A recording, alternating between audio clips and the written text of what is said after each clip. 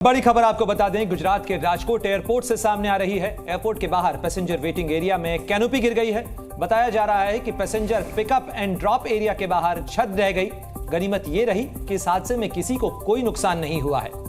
एक दिन पहले ही दिल्ली में कुछ ऐसा ही हादसा हुआ था जिसमें एक शख्स की मौत हो गई थी। गुरुवार को जबलपुर के एयरपोर्ट पर भी शेड गिर गया था। और ये तीनों तस्वीरें आपको दिखा रहे हैं किस तरीके से एयरपोर्ट पर इंतजामों की ये तस्वीर सामने आ रही है और साथ ही बदइंतजामी के सवाल भी इन तस्वीरों के साथ खड़े हो रहे हैं। दिल्ली जबलपुर के बाद अब राजकोट से ऐसी ही तस्वीरें सामने आई हैं, जहां एयरपोर्ट पर पैसेंजर वेटिंग एरिया के अंदर, जहां पर आमतौर पर पिकअप एंड ड्रॉप होता है, जहां गाड़ियां खड़ी होती हैं, वहां पर कैनोपी गिर गई। हालांकि राहत ये रही कि इस हादसे में किसी को कोई नुकसान नहीं हुआ। राधा रानी पर दिए बयान के बाद अब किस तरह से विवादों में आए कथावाचक पंडित प्रदीप मिश्रा ने बरसाने के राधा रानी मंदिर पहुंचकर दंडवत प्रणाम किया और नाक रगड़कर यहां माफी मांगी है। प्रदीप मिश्रा ने कुछ दिन पहले राधा रानी और कृष्ण के बारे में एक विवादित बयान दिया था, जिसके बाद प्रेमानंद महाराज ने प्रदीप मिश्रा को जमकर खरी खोटी सुनाई थी। इसके बाद मथुरा में हुई महापंचायत में यह आदेश जारी किया गया कि प्रदीप मिश्रा ने अगर अपने बयान पर माफी नहीं मांगी तो उनका मथुरा वृंदावन में प्रवेश पूरी तरह से बंद कर दिया जाएगा। जिसके बाद आज प्रदीप मिश्रा बरसाना पहुंचे और राधा रानी मंदिर के सामने दंडवत होकर नाक रगड़कर माफी मांगी। तस्वीरें भी इस वक्त आपके सामने हैं।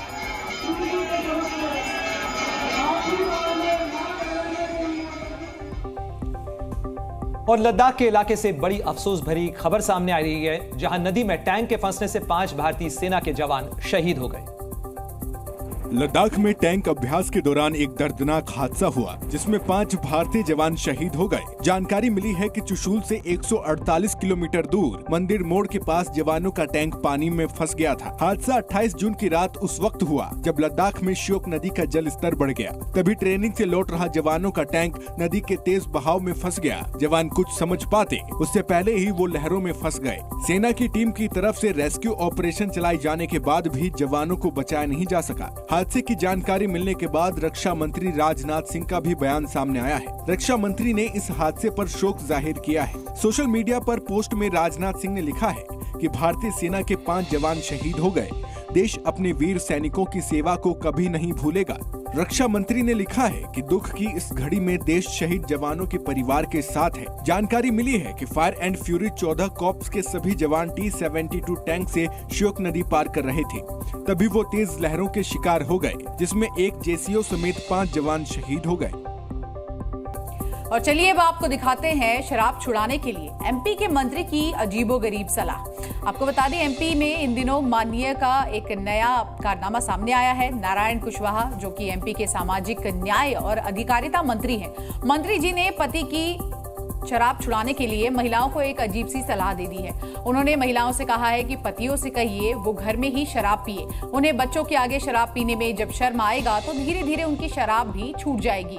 नशे के खिलाफ जागरूकता को लेकर भोपाल में आयोजित एक कार्यक्रम के दौरान उन्होंने ये अजीबोगरीब सलाह दे दी, जिसके बाद अब इस पूरे मुद्दे पर जमकर राजनीति हो रही है। चाहे कि मेरा पति दारू न पिए, पहले तो उसे इस तरीके से बताया कि आप बाजार में कहीं मत पियो, आप तो ले आओ, वो खाना खाओ, मेरे सामने सामने पिएंगे, उनकी लिमिट कम होती जाएगी। धीरे धीरे वो बंद के कगार पे आ जाएगा। उसे शर्म ये आएगी कि मैं अपनी पत्नी या बच्चों के सामने शराब पी रहा हूँ। और आइए अब आपको दिखाते हैं अयोध्या के रामपथ से जुड़ी खबर, क्योंकि पहली ही बारिश में अयोध्या के रामपथ की सड़क कई जगह धंस गई। अब उत्तर प्रदेश सरकार ने रोड धंसने को लेकर जल निगम के 3 इंजीनियर्स को सस्पेंड किया है। वहीं सीवर बिछाने वाली कंपनी को भी नोटिस जारी किया गया है। अयोध्या में बारिश के चलते रामपथ पर अलग अलग जगह गड्ढे और सड़क धंसने के मामले को सरकार ने गंभीरता से लिया है। लापरवाही बरतने के आरोप में प्रशासन ने 3 अधिकारियों को सस्पेंड कर दिया है। जल निगम के इंजीनियर आनंद दुबे, शाहिद और राजेंद्र यादव सस्पेंड किए गए। सड़कों के धंसने की स्थिति की जांच कराकर इसके कारणों को भी जानने की कोशिश होगी। रामपथ पर सीवर लाइन बिछाने वाली गुजरात की कंपनी भुगन इंफ्राकॉन को नोटिस जारी किया गया है। अयोध्या में रामपथ 844 करोड़ रुपए की लागत से बना था। अयोध्या में लता मंगेशकर चौक से राम मंदिर और हनुमानगढ़ी के लिए रामपथ से होकर जाना होता है। मंदिर के लोकार्पण के चलते पहले की रोड का चौड़ीकरण करते हुए नए सिरे से इसका निर्माण किया गया है, लेकिन पहली बारिश में ही यह धंस गया। जिसकी वजह से आम लोगों को काफी परेशानी का सामना करना पड़ा। जनता को हुई समस्या के साथ शासन की छवि भी धूमिल हुई है, जिसके बाद प्रशासन ने एक्शन लेते हुए लापरवाही बरतने वाले अधिकारियों पर एक्शन लिया है। और चलिए आगे बढ़ते हुए अब आपको बताते हैं नीट पेपर लीक केस से जुड़ा बड़ा अपडेट, क्योंकि इस केस में सीबीआई का एक्शन तेज हो गया है। सीबीआई ने 8 आरोपियों को पटना से लेकर दिल्ली लाने के बाद उनसे पूछताछ की प्रक्रिया शुरू की है। साथ ही नार्को टेस्ट को लेकर भी तैयारी की जा रही है। नीट पेपर लीक मामले में लगातार एक्शन जारी है। सीबीआई ने नीट पेपर लीक मामले की जांच अपने हाथ में लेने के बाद तेजी से एक्शन लिया है। बिहार के इकोनॉमिक ऑफेंस यूनिट ने अपनी जांच में हजारीबाग के जिस ओएसिस स्कूल से पेपर लीक का तार जोड़ा था, उस लीक पर काम करते हुए सीबीआई संजीव मुखिया गिरोह के पूरे प्लान को सामने लाने में जुटी हुई है। सीबीआई ने ओएसिस स्कूल के प्रिंसिपल एहसान उल हक और वाइस प्रिंसिपल इम्तियाज आलम को गिरफ्तार किया है। इसके साथ ही सीबीआई ने खुद को पत्रकार बताने वाले जमालुद्दीन को भी गिरफ्तार किया। सीबीआई तीनों को पटना की अदालत में पेश कर रिमांड लेकर इनसे भी पूछताछ करेगी। सूत्रों के मुताबिक एहसान उल हक को स्पॉट पर ले जाकर सीबीआई की टीम सबूत पुख्ता करेगी, जिससे सीबीआई को आगे की कार्रवाई करने में आसानी हो। तो वहीं दूसरी तरफ पेपर लीक मामले में गिरफ्तार 8 आरोपियों को सीबीआई दिल्ली से ले जाकर पूछताछ करेगी। ये पूछताछ सीबीआई के मुख्यालय पर होगी। सीबीआई कोर्ट के आदेश पर नार्को टेस्ट भी कर सकती है। सूत्रों के मुताबिक सीबीआई के पास सब पेपर लीक के पक्के सबूत लग चुके हैं।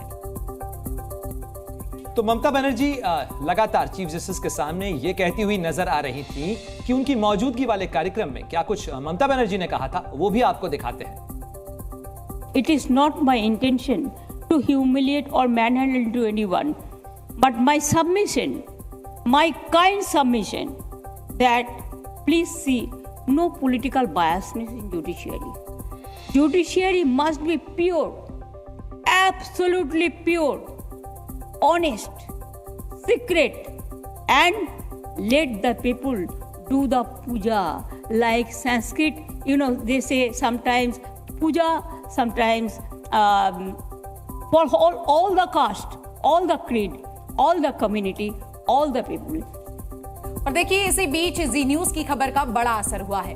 बरेली नगर निगम ने अपनी गलती मानते हुए मंदिरों को टैक्स का नोटिस जो दिया था, अब वो वापस ले लिया है। दरअसल बरेली नगर निगम ने हिंदू मंदिरों पर व्यावसायिक दर से टैक्स लगाते हुए आपको बता दें 48,194 रुपए का नोटिस भेजा था और उसके बाद इस पूरे मामले पर जमकर बवाल हुआ। हालांकि मंदिरों को ही नोटिस भेजा गया था, मस्जिदों को ये नोटिस नहीं भेजा गया था, जिसके बाद तमाम आवाजें उठी। जी न्यूज ने भी इस पूरे मामले को उठाया और इसके बाद आप देखिए कि इस फरमान को अब वापस ले लिया गया है।